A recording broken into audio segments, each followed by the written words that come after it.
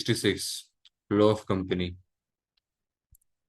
Now, Exhibit 1. Law of company is a holding company based in the United States. Law company's treasury department central manages financial risk. एक minute. Law company's treasury department centrally manages financial risk on behalf of the company's subsidiaries, many of which are based abroad. Multilateral netting is used to settle the intercompany group balance. एक minute ना. Multilateral netting is used to settle intra-group balances. ठीक है. Spot mid rates are use for the purpose. अच्छा ठीक है, spot mid rates ठीक है.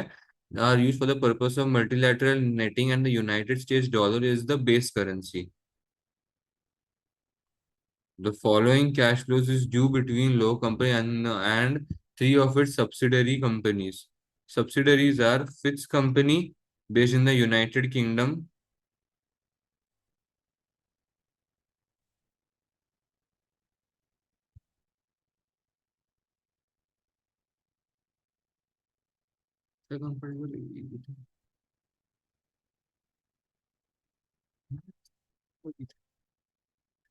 Ghana Company in India, which is INR, and last में Adlar Company based in Turkey, TRY. अभी ये हम आते हैं owed by and owed to करके. फिर वो अमाउंट होता है and we have to keep on changing that amount. ठीक है ना. नाउ ये हमें उन्होंने स्पॉट रेट दिया हुआ है कि 1 USD कितना मीन करता है. ठीक है ना. Now the following spot mid rate quotations have been obtained. Settlements are made in order to the company owing the largest. अच्छा ये देखो सेटल अमाउंट. सेटलमेंट देखो ये कि ये कैसे करते हैं. Owing the largest net amount in USD settles with the company owed to the smallest net amount.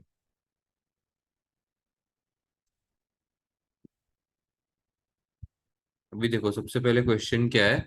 Calculate the impact on intra group cash flows if Lo company and its three subsidiaries use multilateral netting to settle outstanding balances. Briefly explain the main advantage of multilateral netting. Okay nice.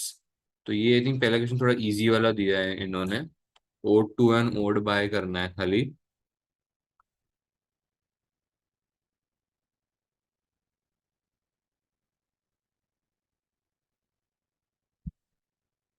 Particulars.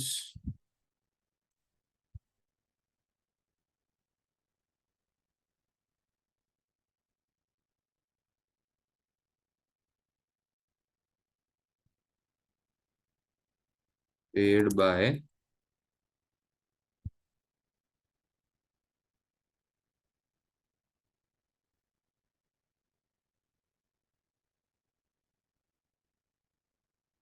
Paid by.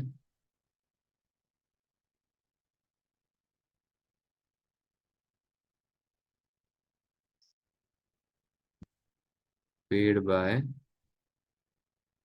अभी Lo company को भी include include करना ही है ना. सो लो company उसको भी मैं बोल नहीं करता.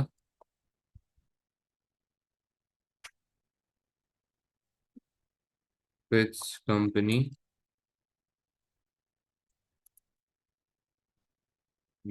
गहाना कंपनी,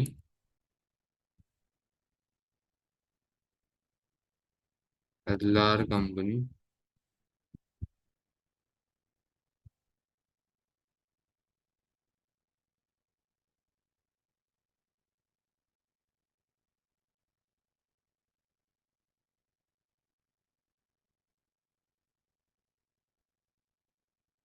ठीक है. This is the book now. अभी देखो ये जो है ना paid to and owed by. देखो ये जो तीन कॉलम है ना, एक दो तीन और चार, ये कभी फिल हो ही नहीं सकते. बिकॉज एक कंपनी अपने आप को कैसे ओ करेगी और अपने आप आपको कैसे पे करेगी, राइट. तो देखो owed by and owed to. अभी देखो paid to and paid by. अब हम वैसा जाते हैं।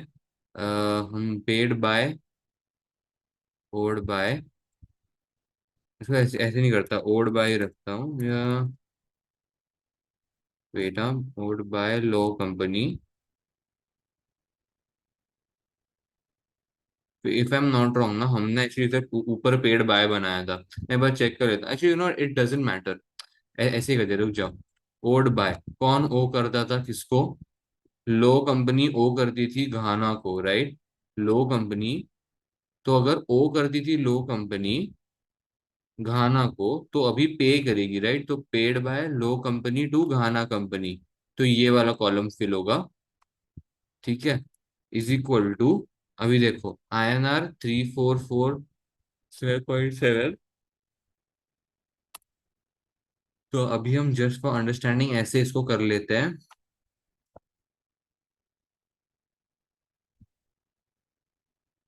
घाना कि अगर 1 USD करंटली कितने के बराबर? 72.4 इंडियन डॉलर, इंडियन रुपीस के बराबर है।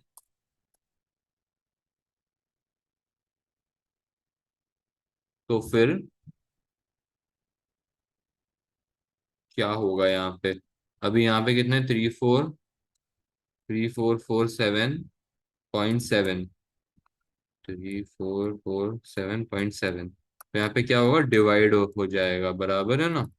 तो सबसे पहले cross multiply and then divide by this, मतलब 47.62। तो इसको हम ऐसे लिखते जाएंगे हर एक जगह पे, है ना? ये मैंने यहाँ यहाँ पे लिख दिया। अब यहाँ पे हम करेंगे टोटल, और यहाँ पे भी होगा टोटल। एंड में this all figure should match.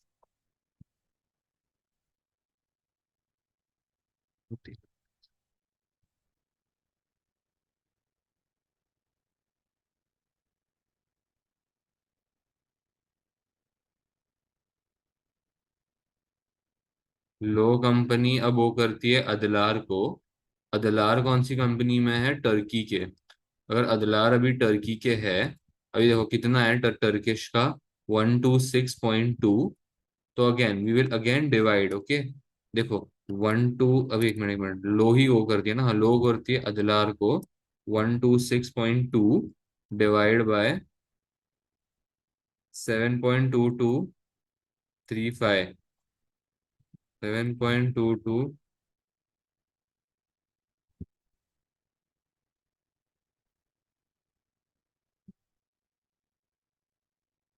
223।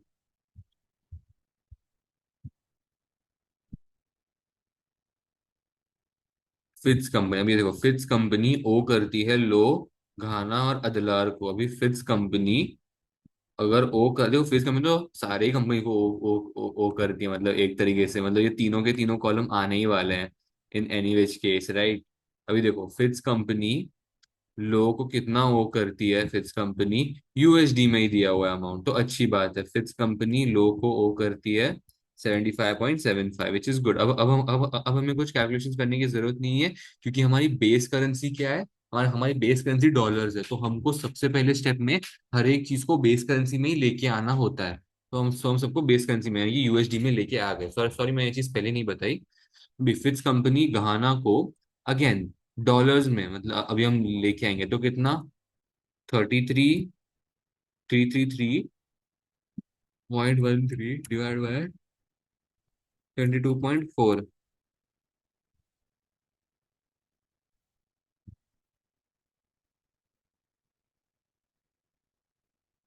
Fits company अदलार को ओ करती है 256 पॉइंट। देखो जस्ट बिकॉज फिट्स कंपनी का क्या बोलते हैं, ये GBP यानी कि ग्रेट ब्रिटिश पाउंड है, यहाँ पे ऊपर देखो येलो में हमने लिखा हुआ है। दैट डज नॉट मीन कि यू नो वो अभी हम उसको ब्रिटेन पाउंड पाउंड्स में करेंगे, ऐसा उसका मतलब नहीं है। हमको सब चीजों को बेस करेंसी में ही लिखना है, ठीक है ना? तो 256.29 डिवाइड बाय टर्किश का वैल्यू क्या है, 7.2235। इसको मैं नेक्स्ट टाइम यहाँ पे ऐसे ऊपर ही लिख दिया करूंगा कहीं पे, सो दैट मेरे को लिंक देने में आसानी हो जाए, है ना? अब आगे, फिट्स कंपनी के तीनों हो गए, गुड। घाना के दो ही है, घाना के कौन से दो है? फिट्स और अदलार को। तो मतलब ये और ये वाला कॉलम फिल होगा, देखो एफ और एच वाला। पे, अब पे कौन करेगी? जो ओ करती थी। कितनी? जीपीपी 33.08 डिवाइड बाय जीबीपी कितना है? 0.7070। 0.7070।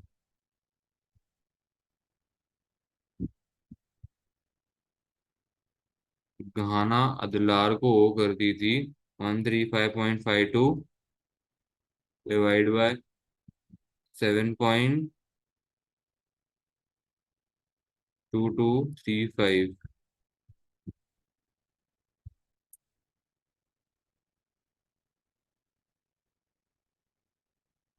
12.8।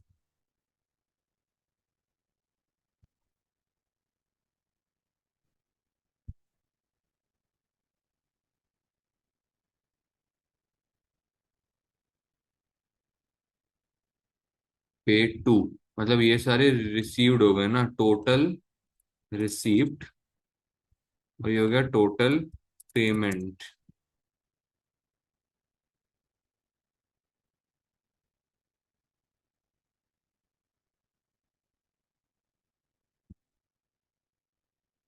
नेगेटिव में,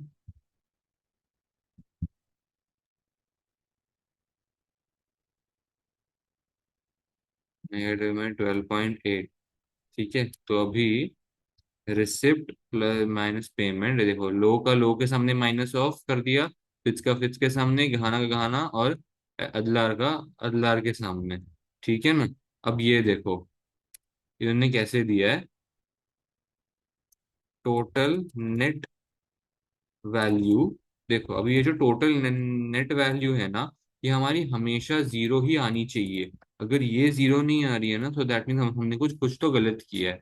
जो फिलहाल के लिए जीरो आ रही है, तो मतलब हमने अब तक सब सही किया है। अब हमें क्या करना है? हमको सेट ऑफ करना है, ठीक है ना?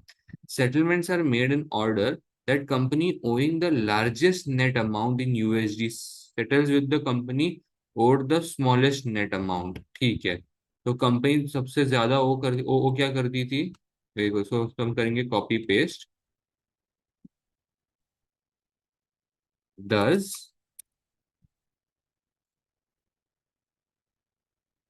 Fits company owed the largest amount, which was 67.6276 million dollars. Now it has to settle this amount with the smallest net receipt company. Thus, it will settle the payment with लो company. तो देखो,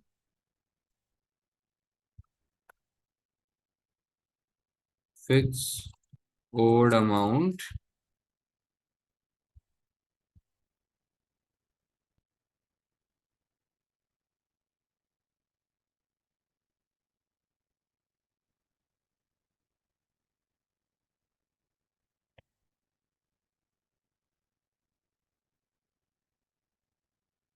लो company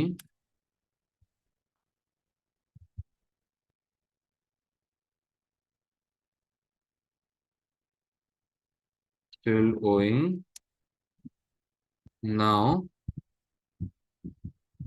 amount owed by गहाना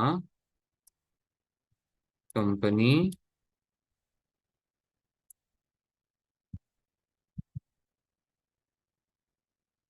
and this will get knocked off with this total amount owed by Gahana and Fifth, amount pending to be received by कौन है company? अदलर। अदलर। तो फिर हमारा देखो balance यहाँ पे हो गया जीरो। एक्चुअली जीरो ही हो जाना चाहिए यहाँ पे। कैसे ये लोग कर रहे हैं? एक मिनट में, सॉरी सॉरी सॉरी। ये दिस प्लस दिस, क्योंकि वो ऑलरेडी नेगेटिव में ना, इसके लिए देखो जीरो हो गया। ठीक है, अब चेक कर लेते हैं। ये मोस्टली सही होगा क्योंकि this was quite easy, I am being honest. देखो ये आ गया। ये देखो fifth company pays USD 23.46 to लो। ये देखो हमने पे कर दिया 24.46। एंड देन अदलार जितना, फिर गहाना पेज 14.7 टू अदलार। ऐसा हमने इसको पे कर दिया। मैंने यहाँ पे टोटल करके किया है, बट ये ठीक है, सिंगुलर भी हम कर सकते हैं कि पहले फिफ्थ पूरा का पूरा अपना वैल्यू नॉक ऑफ का कर देगा अदलार के साथ, और फिर गहाना अपना वैल्यू डालेगा। बट ये मतलब मेन मेन तो सेम ही रहता है, ठीक है ना, क्रंच। अब आगे बढ़ते हैं। अभी briefly explain the main advantage of multilateral netting system. सबसे पहले जो मल्टीलैटरल नेटिंग सिस्टम है, it quickens the process of amounts being received and paid by one company to another. Second thing, intra-company group balances are simplified, and thus one company can knock off its own payables or receivables with that of the other, rather than showing them as balances at the year end. Um, if one company if one company's receivables is stuck, and because of which it has not been able to pay one of its payables, and both the receivables and payables are an intercompany group balance, thus the company which owes the receivables and payables need not worry about settling the debts, as the other two companies can deal within themselves itself. तो ये मैं थोड़ा खराब वे में बोला, लेकिन actually हम इधर इसको एग्जाम्पल के फॉर्म में समझा सकते हैं, ए बी और सी के, कि अगर ए रिसीवेबल्स था और सी पेबल्स था, और अगर ए के रिसीवेबल्स की वजह से सी का वैल्यू, मतलब सी अपना पेबल्स नहीं पे कर पा, या बी अपना पेबल्स सी को नहीं पे कर पा रहा था, तो फिर इट गेट्स क्वाइट सिंप्लीफाइड कि ए ही डायरेक्टली सी को पे कर दे, या ऐसा कुछ। ऐसा हम बोल सकते हैं, but actually this is very example way of explaining it. इसको थोड़े और बेटर वे में इन्होंने एक्सप्लेन किया रहेगा। चेक कर लेते हैं। एक्चुअली डिसएडवांटेजेस नहीं बोला है ना, वो मुझे आते थे, क्योंकि इट्स बिकॉज की फॉरेन एक्सचेंज रेट चेंज हो सकते हैं वगैरह वगैरह, बट वैसे नहीं पूछे हैं, एडवांटेज ही पूछे हैं। चेक कर लेते हैं। वो छोटा सा ही है actually. Multilateral netting is not technically a method of managing exposure to finance, exposure to foreign risk. It is cost saving mechanism which enables low company to minimize the number of settlement transactions by netting, minimize the number of settlement transactions by netting of intra group balances before settlement is made. This is significantly reduced, or this will significantly reduce the transaction costs associated with the intergroup settlements in a way that is congruent with the chief executive officer's new cost reduction strategy. इसको मैं screenshot ले लेता हूँ, so that इसको बाद में notes में लिख पाऊँ। ठीक है, इन दैट्स फाइन। अब आगे बढ़ते हैं। Evaluate which of the methods are suggested by low company. Evaluate which of the methods suggested by low company's treasury manager would minimize the payment to Swedish supplier in 5 months time. Okay, I guess calculation की जरूरत पड़ सकती है यहाँ पे।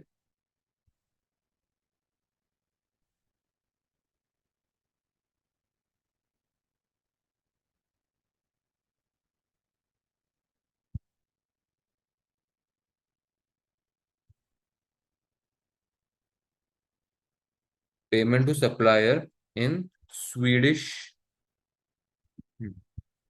in Swedish krona. Low company makes regular payment to a supplier based in Sweden. Sweden currency is the Swedish krona. The next payment is for SEK 125 million.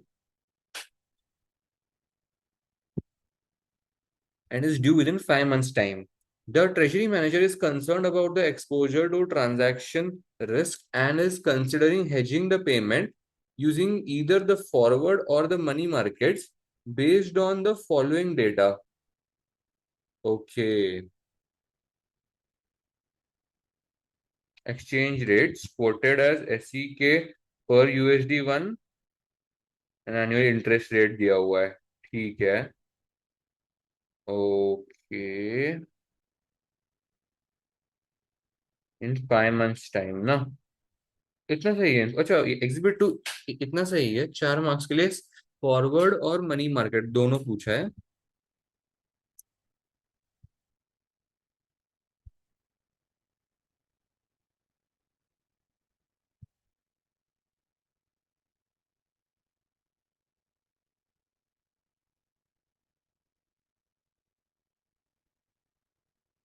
B part सबसे पहला कर लेता हूं मैं. Forward market. फॉरवर्ड मार्केट जो होते हैं, forward contract, जो फॉरवर्ड कॉन्ट्रैक्ट लिख देता हूँ ना. फॉरवर्ड कॉन्ट्रैक्ट्स देखो. फॉरवर्ड कॉन्ट्रैक्ट्स जो रहते हैं ना, ये फॉरवर्ड कॉन्ट्रैक्ट्स हमेशा ओवर द काउंटर रहते हैं. There are no separate forward contract markets that are available. अभी देखो, मुझे पेमेंट करना है कितना, 125 मिलियन SEK, स्वीडिश क्रोना. अब देखो, मैं है ना हमेशा फॉरेन करेंसी के पर्सपेक्टिव से सोचता हूँ. अब नेक्स्ट पेमेंट जो मुझे करना है, मुझे स्वीडिश क्रोना में करना है. मतलब मुझे बैंक के पास जाना पड़ेगा, मुझे बैंक से स्वीडिश क्रोना लेना पड़ेगा. अब जब मैं बैंक से स्वीडिश क्रोना लेने के लिए जाऊंगा, बैंक मुझे हाई पे बेचेगा. ठीक है. Bank will always sell at high and buy at low. तो अभी देखो, SEK USD 1 USD is equal to कितना हो गया. कहाँ गया मैं. अरे मैं आंसर पे आ गया शायद, सॉरी. ये 1 USD is equal to, forward market पे ही देखते हैं. ठीक है ना.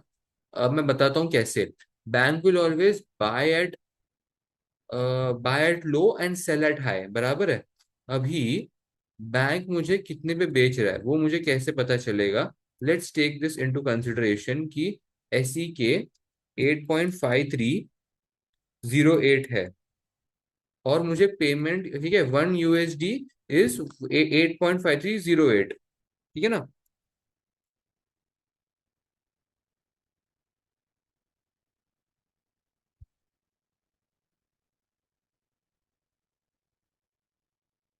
और अभी SEK मेरे पास है कितना, इतना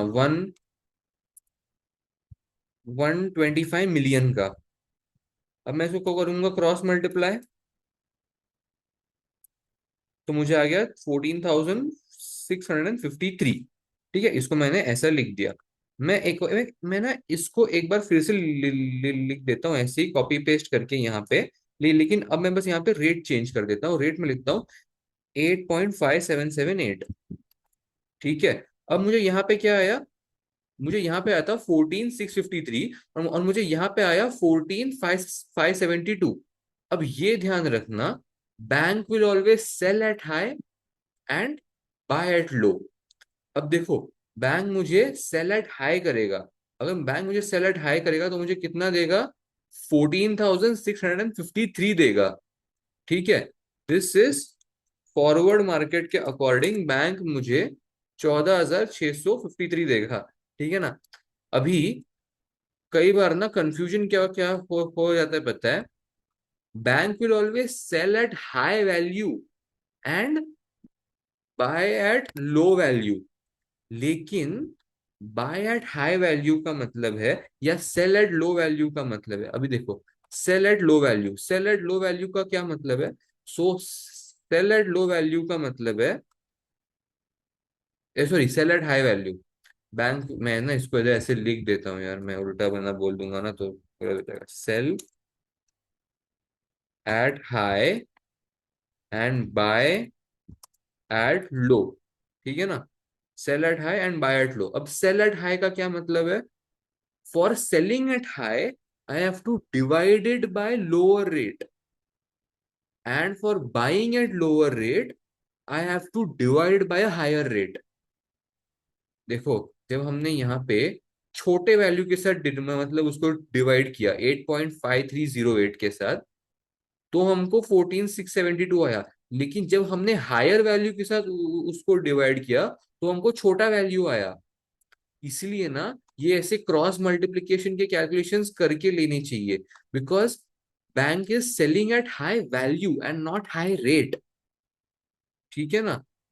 ऐसे लिख देता हूँ, bank will sell at high value, that is low rate when division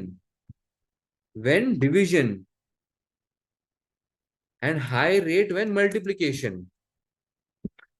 समझे ना? बेसिकली मैं क्या बोलना चाहता हूँ कि तुम्हारा मल्टीप्लाइड वैल्यू या जो वैल्यू है ना, value not rate. 8.5308 is the rate. This value should be higher when you are selling. ठीक है ना? अब मैंने काफी ज्यादा इस चीज को एग्जैजरेट कर दिया है। मैं अभी आगे ही बढ़ता हूँ। ठीक है ना? तो मेरे को मिल गया, बेसिकली मुझे मेरा रेट मिल गया। रेट कितना है मेरा? इतना, 8.5308। दिस डिवाइड बाय दिस, तो मुझे ये मिल गया मेरा। फॉरवर्ड कॉन्ट्रैक्ट में मुझे इतना वैल्यू आ रहा है। ठीक है ना?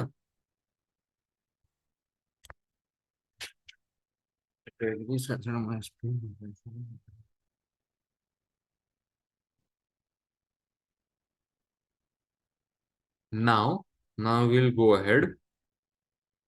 एक्चुअली इसके ऊपर 5 मंथ्स फॉरवर्ड रेट इन्होंने यहाँ पे दिया हुआ है। Now we go down to money market. अच्छा, अभी यहाँ पे ना, मनी मार्केट का यहाँ पे इन्होंने सिर्फ और सिर्फ मतलब वो सप्लायर साइड बताया हुआ है, तो मैं भी ना सिर्फ सप्लायर साइड ही बता दूं। रिसीवर साइड वगैरह के लिए मैं एक अलग से वीडियो बनाने ही वाला हूँ। In money market supplier side ये कैसे रहता है? सबसे पहले तो मुझे पेमेंट करना है 1,20,000। सो द थियोरटिकली, थियोरी में बताता हूँ इसका कैसा है। इसका थियोरी ऐसा है, I will take loan in my currency. I will take loan in my currency, which is the domestic currency. Place this currency, place this currency in the, place this currency in the foreign company bank. When the payment date arises, I will pay the supplier। ठीक है ना? ये देखो, मैंने यहाँ पे लिखा है, लोन मैं अपने करेंसी में लिया, उसको फॉरेन में डिपॉजिट किया, ताकि बाद में पेमेंट होने पे पे कर दिया। ठीक है? Now, why will I deposit it? Place the currency in the foreign bank. Place the currency in the foreign bank का क्या मतलब है? कि मैंने उस अमाउंट को डिपॉजिट किया है। बराबर है, डिपॉजिट किया मैंने उस करेंसी को वहां पे फॉरेन के बैंक में। लेकिन मैंने वो डिपॉजिट क्यों किया? Why the hell did I deposit the money? I deposited it so that मेरे को उस अमाउंट पे इंटरेस्ट मिलता जाए। मुझे उस अमाउंट पे इंटरेस्ट मिलता जाए, एंड जब मेरे पेमेंट की डेट आएगी, my payment value and my principal plus interest value will match, and my payment will get finished off, knocked off हो जाएगा। ऐसा। ठीक है ना? अभी मुझे पेमेंट करना है, तो मैं यहाँ पे इंटरेस्ट, अब मुझे इंटरेस्ट कितना चार्ज करना है फॉरेन बैंक में। फॉरेन बैंक में हम सब अपन आते हैं सबसे पहले। मेरी फॉरेन बैंक कौन सी? स्वीडन है ना, स्वीडन है। इन्वेस्टिंग एंड बोरोइंग, मैं क्या कर रहा हूँ? मैं वहां पे पैसे डाल रहा हूँ। I am putting my money there. So I am putting my money there for how long? I am putting my money there, I am putting my money there for 5 months। So is equal to 2.1%, which is annually, right? 2.1%, हाँ, annual interest rate दिया हुआ है, into 5/12। तो ये हो गया मेरा interest. So this control x, तो ये मेरा इंटरेस्ट हो गया। अब मुझे पता है क्या करना है, मुझे ये जानना है फर्स्ट स्टेप में। ये, हाँ सॉरी, ये मैं नहीं लिखा, ये मेरा फर्स्ट स्टेप है। ये मेरा फर्स्ट स्टेप है so I have to do basically, this is called as reverse calculation. मेरा जो फर्स्ट स्टेप है उसमें क्या है, मैं पेमेंट को मेरा नेट वैल्यू निकालना चाहता हूँ। तो so is equal to 1 plus interest value, ये मुझे मिल गया। 1 प्लस मेरा interest value is equal to 1,25,000 divide by the interest value. तो फिर ये देखो, मुझे मेरे फॉरेन यूएस वाले बैंक में, यूएसए वाले बैंक में 1,23,916 डालना पड़ेगा, 915.7 डालना पड़ेगा, ताकि उसके ऊपर 8.75% का इंटरेस्ट चार्ज हो जाए। ये देखो, इसके ऊपर जब मैं ये वाला इंटरेस्ट चार्ज करूंगा, ये इंटरेस्ट चार्ज होने के बाद 1,25,000 बन जाएगा। देखा? तो ऐसा है। नाउ इतना अमाउंट मुझे वहां पे डिपॉजिट करना है। I have to deposit 1,23,000. So in the second step, I will see कि if this is the amount that I have to deposit in my USD, how much amount, how much amount will that equivalent to in my own currency? Sorry, ये sorry, this is in Swedish. I'm so sorry. I'm so sorry. This is in Sweden value, जो भी था वो। ये United States, हाँ। Now I have to convert this to analyse कि ये जो नेट वैल्यू मुझे डिपॉजिट करनी है फॉरेन बैंक में, ठीक है, ये मुझे मेरे करेंसी से उस करेंसी जाने के लिए कितना लगेगा। बेसिकली मुझे कन्वर्ट करना है यार, कन्वर्जन मुझे लगाना है at spot rate. At spot rate मुझे कन्वर्जन लगाना है। सेकेंड स्टेप, अभी स्पॉट रेट क्यों? क्योंकि इसीलिए कि ये जो कुछ भी होने वाला है, इंटरेस्ट वगैरह सब कुछ लगने वाला है, वो 5 महीने बाद लगने वाला है। अभी तो मैं मेरे प्रेजेंट में ही बैठा हूं ना, इसके लिए। अभी मैं बैंक के पास जाऊंगा, बैंक के पास स्वीडिश करेंसी होगी नहीं, तो बैंक मुझे सेल करेगी। Bank will sell at high. If bank will sell at high, तो फिर which rate they have to divide with, या फिर if you guys don't think that is a good way, तो इसको कॉपी पेस्ट कर लो, ऊपर वाले कैलकुलेशन को नीचे पेस्ट कर लो, और बस यहाँ पे वैल्यूज चेंज करते जाओ, ठीक है ना? कितना है? 8.4458, 8.4924, यहाँ पे कितना आता है? 1,23,916, 1,23,916। अभी bank will sell at high. If bank will sell at high value, तो कौन सा वाला रेट में यूज करूंगा? 8.4458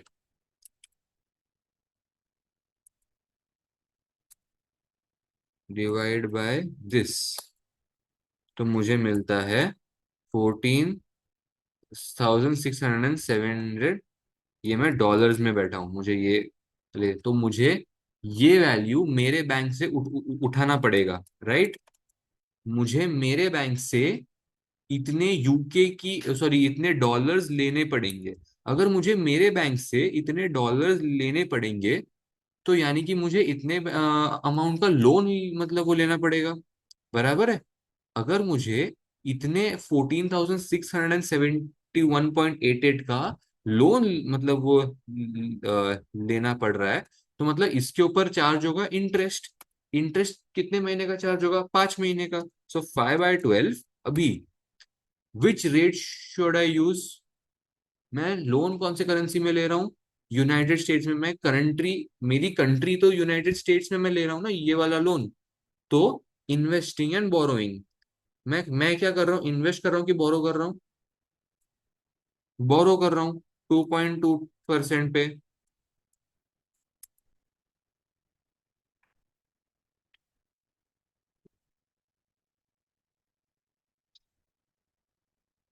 दिस इंटू दिस, तो बेसिकली मेरा जो प्रिंसिपल प्लस कॉस्ट आ रहा है ना, ये देखो, मेरा प्रिंसिपल प्लस कॉस्ट जो आ रहा है, वो मेरा आ रहा है 14,806 का। 14,806, 14,652। मुझे पेमेंट करना है तो मेरे लिए कौन सा बेटर है? Forward market is much better. ये देखो 14,652, यहाँ पे मुझे आ गया 14,652, और यहाँ पे मुझे आ गया 14,806। ठीक है ना? सो मेरे लिए forward is much better. Forward market hedge minimizes the payment while also being administratively less complex and would therefore be a preferred choice. ठीक है ना? चलो नाइस, ये भी हो गया। अब last, explain how a centralized treasury department assists with launch company's cost reduction strategy and discuss the advantages of finance director's proposal to decentralize the treasury function. ठीक है। treasury function. Launch company या law company operates in highly competitive industry which is undergoing a process of structural adjustment. A wave of merger and acquisition activity has led to consolidation within the industry as companies seek to maximize economies of scale. Companies को maximise करना है अपना economies of scale, इसलिए merger और acquisitions हो रहे हैं। This has resulted in a decline in large companies' profitability over the last few years. क्योंकि कॉम्पिटिटिव हो गया है मार्केट, तो शायद कॉम्पिटिटर्स हमारे कस्टमर्स ले रहे हैं, इसकी वजह से थोड़ा थोड़ा प्रॉफिटेबिलिटी हिट हो गया है। Faced with these developments, the new chief executive officer or the CEO intends to implement a cost reduction strategy. Faced with these developments, the new chief executive officer needs to implement a cost reduction strategy to improve the company's competitive position. हमको cost reduction strategy लगानी है इस बार। As part of company-wide restructuring, low companies directors are due to discuss the future of the treasury function at the next board meeting. The finance director is in favor of restructuring the treasury function due to ongoing problems and has highlighted these in a recent briefing note to the board. ठीक है, कुछ problems है और finance director बहुत ज्यादा enthusiastic है। हमने SPL में ये सीखा था कि फाइनेंस डायरेक्टर या किसी भी, अगर बोर्ड पे अगर 10 डायरेक्टर्स बैठे हैं और अगर एक डायरेक्टर बहुत ज्यादा ऐसा किसी चीज को लेके एंथुजियास्टिक है, तो उसको ये इंश्योर करना है कि बाकी के बोर्ड ऑफ मतलब जो है ना directors, 9 directors, they are equally as excited as he और शी इज। ऐसा, for example, there have been delays in approving the finance required for new projects. तो कुछ कुछ प्रॉब्लम्स है, देखो ऑनगोइंग प्रॉब्लम्स है, ये सारे जो है ना ये ऑनगोइंग प्रॉब्लम्स है फाइनेंस डायरेक्टर के, तो वो सिक्योर करना चाहता है। There have been delays in approving the finance required for new projects, which meant Ghana company missed out on an excellent investment opportunity. The main reason for these delays is the complexity of information required for the approvals process at the head office. Another example of the type of problem experienced by the subsidiaries occurred when the plan to float Adalar company on the local stock exchange had to be abandoned due to lack of interest from investors, even though significant expenditure had already been incurred. There are also concerns about high turnover of staff in senior management role across many of large companies' subsidiaries due to lack of delegation of authority. Finance director believes a decentralized treasury function would help to avoid these problems. ठीक है, सबसे पहले तो centralised और decentralised का ये मतलब है कि हर एक लोकेशन या हर एक डिपार्टमेंट का अपना अपना एक ट्रेजरी फंक्शन होगा, राइट। एंड सेंट्रलाइज का मतलब है कि सिर्फ एक ही ट्रेजरी डिपार्टमेंट है जो हर एक चीज को अप्रूव कर रहा है। Explain how a centralized treasury department assists with companies' cost reduction strategy and discuss the advantages of the finance director's proposal and discuss and discuss the advantage of finance directors proposal to decentralise the treasury function at the current state. अच्छा नहीं, सबसे पहले centralise treasury function के काम क्या होते हैं पहले वो बता दें, है ना। How centralise treasury department assist with low companies cost reduction strategy।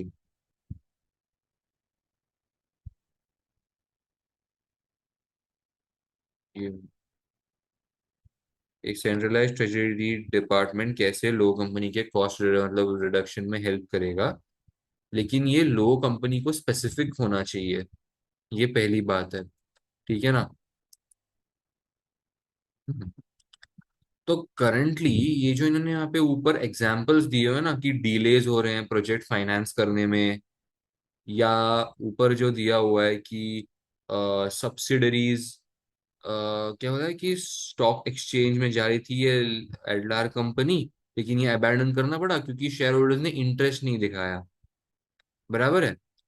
तो अगर हम ये दो एग्जांपल्स को भी अगर हम लेके चले जो हमारे सामने फिलहाल दिए गए हैं, आई डोंट थिंक ये कॉस्ट मतलब रिडक्शन स्ट्रेटेजी को लेके प्रॉब्लम्स है।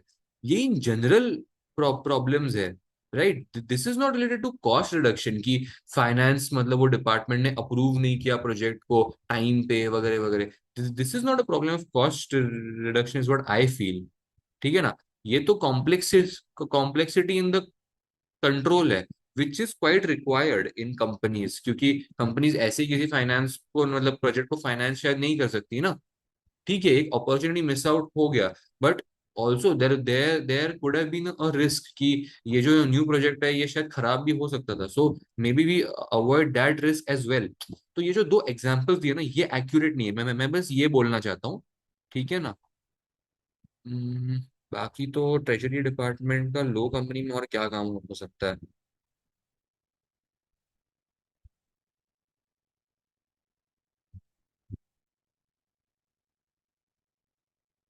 फाइनेंसेस संभालना हो सकता है।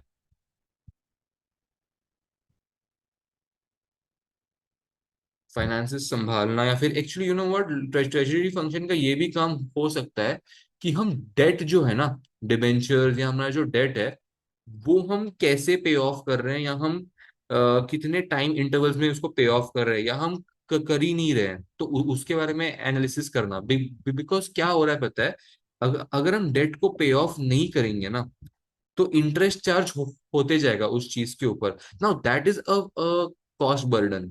तो वो कॉस्ट रिडक्शन स्ट्रेटेजी के को लेके हम बोल सकते हैं, अगर बोलना रहेगा तो। एक बार चेक करते हैं इन्होंने क्या बोला है। सबसे पहले कॉस्ट रिडक्शन स्ट्रेटेजी के ऊपर, फिर फाइनेंस डायरेक्टर के प्रपोजल पे आते हैं।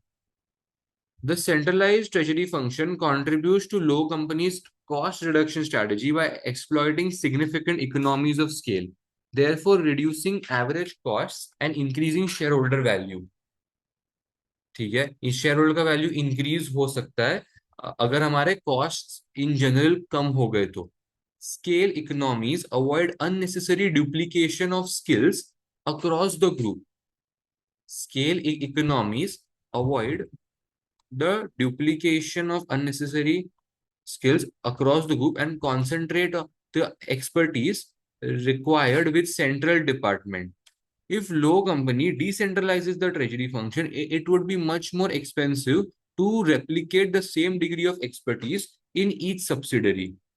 A centralized treasury a centralized treasury will also have a much greater awareness of the company's overall risk exposure, and will also have a much greater awareness of the company's even a minute, the company's overall risk exposure, and will have sorry and यहाँ से and will have the resources and expertise required to manage those risks more effectively।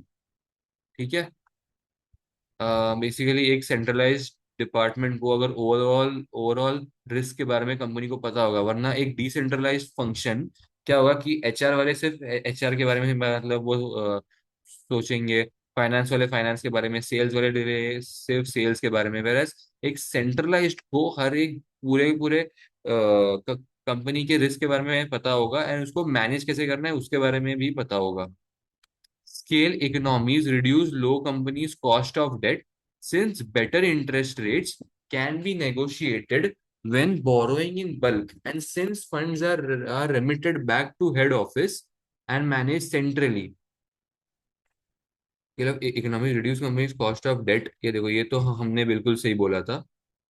ये date तो हमने सही बोला था, cost of debt since better interest rates can be negotiated when actually, लेकिन इन्होंने यहाँ पे ये भी बोला है कि नॉट जस्ट डेट पेमेंट्स, लेकिन डेट लेते टाइम इंटरेस्ट को नेगोशिएट करना, ठीक है ना। And since funds are remitted back to the head office and manage centrally, surplus funds will also attract better rates of interest compared to those available for smaller deposits managed locally. Another benefit is that funds can also be transferred inter right, ये एक मतलब वो subsidiary है, right. तो अगर एक centralise treasury function होगा और अगर एक सब्सिडरी को पैसों की जरूरत होगी और अगर एक सब्सिडरी के पास पैसे एक्स्ट्रा में पड़े होंगे, so this one subsidiary which has extra funds और cash reserves can transfer the cash reserves to the other company, right.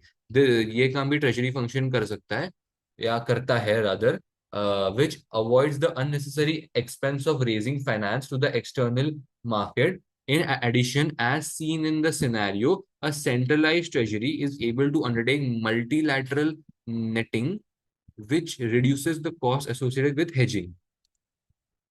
अब आगे फाइनेंस डायरेक्टर का प्रपोजल, हाँ भी ये क्या है फाइनेंस डायरेक्टर का प्रपोजल, पहले वो देख लेते हैं। डिस्कस द एडवांटेजेस, हमको सिर्फ एडवांटेजेस बताने फाइनेंस डायरेक्टर के प्रपोजल के बारे में, और डिसेंट्रलाइज करना चाहिए कि नहीं। हाँ, इसने बोला डिसेंट्रलाइज करना चाहिए कि नहीं। हम्म देखो डिसेंट्रलाइज करेंगे तो हर एक सब्सिडरी या हर एक डिवीजन जो है अपनी अपनी ऑटोनॉमी मांगेगा। और अगर ऑटोनॉमी मांगे, एक्चुअली यू नो व्हाट, हम जो ऊपर हमने बेनिफिट्स बताए ट्रेजरी के, या वो सेंट्रलाइज मतलब वो ट्रेजरी के, वो हमारे यहाँ पे डिसएडवांटेजेस बन जाते हैं, राइट। सो वी नो कि वो ऊपर के पॉइंट्स तो नहीं है सारे के सारे, ठीक है ना। अभी हमको इन सब चीजों के बाहर मतलब बाहरी जो है वो सोचना है। There are also concerns about high turnover of staff. तो ये जो टर्न ओवर ऑफ स्टाफ है ना, this turnover of staff या हाई टर्न ओवर का मतलब क्या मतलब होता है, the increase in absenteeism or the increase in employees leaving the company. Actually, turnover means more of employees leaving rather than absenteeism, but more of employees leaving the company. Employees क्यों छोड़ के जा रहे हैं? Maybe they are not feeling that freedom or autonomy or that motivation to work. तो ये हम point इसको थोड़ा बोल सकते हैं। हाँ एक्चुअली यू नो, देखो ऊपर इन्होंने दिया ही है, due to lack of delegation of authority, right. तो ये भी, तो ये हम बोल सकते हैं, इस चीज को हम थोड़ा और बड़ा कर सकते हैं। और the finance director believes that the decentralised treasury function would help to avoid these problems. एक ही तो प्रॉब्लम बताया इन्होंने, और क्या बताया इन्होंने? लैक ऑफ, अच्छा हाँ ये सारे ऊपर के मिस नहीं होंगे, डिलेज वगैरह ऐसा। हम्म एक्चुअली हाँ ये हो सकता है ना, कि जैसे अगर एक सब्सिडरी को मैंने कुछ फंड्स दिए हुए हैं या एक सब्सिडरी के पास कुछ कैश रिजर्व्स हैं, एंड उस सब्सिडरी के पास उतने ज्यादा प्रोजेक्ट के अपॉर्चुनिटीज नहीं है, so we can easily approve, मतलब बेसिकली पेपर वर्क तो कम हो ही जाएगा, राइट। Paperwork and approval work तो कम हो ही सकता है, ठीक है ना। तो वो एक बोल सकते हैं, time time is saved basically. और बाकी क्या इन्होंने क्या लिखा है वो देख लेते हैं अभी। The disadvantages of centralized treasury department are highlighted in the finance director's briefing note. As evidenced by the experience of low companies' Indian subsidiary, decision making may take a long time to be effective when the treasury is centralized. Local managers would be able to respond much more quickly to local developments and may have avoided the delay in funding and hence the missed opportunity experienced by Ghana company. More autonomous decision making would also increase more autonomous decision making would also increase the staff motivation and may help to avoid the current problems with staff turnover which have been experienced across the group. Increased motivation improves low companies profit making potential thereby increasing the shareholder value, वो ठीक है। Actually नहीं, वो ठीक नहीं है, वो actually मतलब ज्यादा इम्पोर्टेंट है, क्योंकि इन्होंने ऊपर यहाँ कहीं ना कहीं मतलब वो बोला था ना कि शेयर होल्डर्स ने इंटरेस्ट दिखाया नहीं था वैसा वैसा, तो actually share holder trust build हो सकता है, शेयर होल्डर वैल्यू बढ़ सकती है, ये भी हम बोल सकते हैं। फिर आगे, decentralization. Decentralization delegates decisions making authority. Decentralization delegates decision making authority to those individuals who have a greater feel for local conditions. The the low take up of the initial public offering in Turkey is a good example of missed opportunity. The lack of attention paid to the needs of local investors seems to have been a major contributory factor to the failure. A decentralized treasury function would have been able to build relationships with potential investors and would have had a greater understanding of their needs without incurring the unnecessary expense associated with the failed IPO. Actually ये पूरा theory ही है, ये बोलना चाहते हैं कि low take of initial public public offering, जो IPO मतलब एक तरीके से वो टर्की में खुला हुआ था, हम उसको ले सकते थे। अभी ये यहाँ पे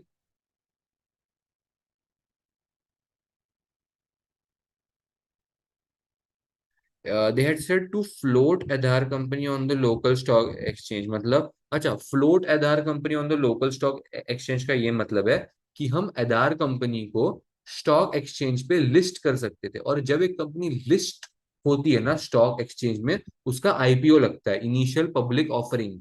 ठीक है ना, जब एक company first time, virgin company जब फर्स्ट टाइम शेयर मार्केट में आ रही होती है, तो उसका मतलब वो लिस्टिंग होता है या आईपीओ लगता है, ठीक है ना। So a low take up of initial public offering in Turkey is another example of missed opportunity, ऐसा इन्होंने यहाँ पे बोला है। अब ये lack of attention paid to the needs of the local investors seems to have been a major contributory factor of failure. Lack of attention to the local investors मतलब क्या, लोकल इन्वेस्टर्स तैयार ही बैठे थे कि उनको इन्वेस्ट करना था, ठीक है, दे वो लोग तैयार थे, बट प्रॉब्लम क्या था, we did not maybe give them the right price, और we maybe delayed it so much, ठीक है ना, हमने इतना ज्यादा उस चीज को डिले कर दिया कि इन्वेस्टर्स का एक टाइम पे पेशेंस एंड हो गया, and then they were like you know what, now now we don't want you, मतलब want to invest with your company, और वांट टू इन्वेस्ट इन मतलब योर कंपनी, या हम नहीं चाहते कि अब तुम्हारी कंपनी हो लिस्ट, ऐसा, ठीक है ना। um, the lack of attention paid to the needs of the local investors seem to have been a missed opportunity to that failure. Um, a decentralized treasury function would have been able to build relationship with potential investors and would have been a greater understanding of their needs without incurring unnecessary expense associated with the failed IPO. अभी last paragraph क्या बोलता है, the finance director suggestion to decentralise the treasury would have avoided many of the problems. The finance director's suggestion to decentralize the treasury would have avoided many of the problems which have been experienced by low company subsidiaries, but seems incongruent with the CEO's new cost reduction strategy. However, the problems experienced by low companies' centralized treasury are also incurring significant costs. In the absence of further information, the board will need to weigh up the costs and benefits of both treasury structures before making a final decision. Board will need to weigh up the costs and benefits. अच्छा, ये हम क्यों बोलते पता है क्या, ये जो लास्ट लाइन दी गई है, it is actually a very funny thing, मैं ये बोलना चाहता हूँ। तो हमको ना यहाँ पे, this is just basically English पे ये लोग खेलते हैं, and this was analysed by us in SBL. SBL के पेपर में हमको पता चला कि ये लोग हर टाइम थियोरी के टाइम पे ना, देखो यहाँ पे दिया गया डिस्कस, हमको सिर्फ बातचीत करनी है, हमको कंक्लूजन या हमको इवेल्युएट नहीं करना है।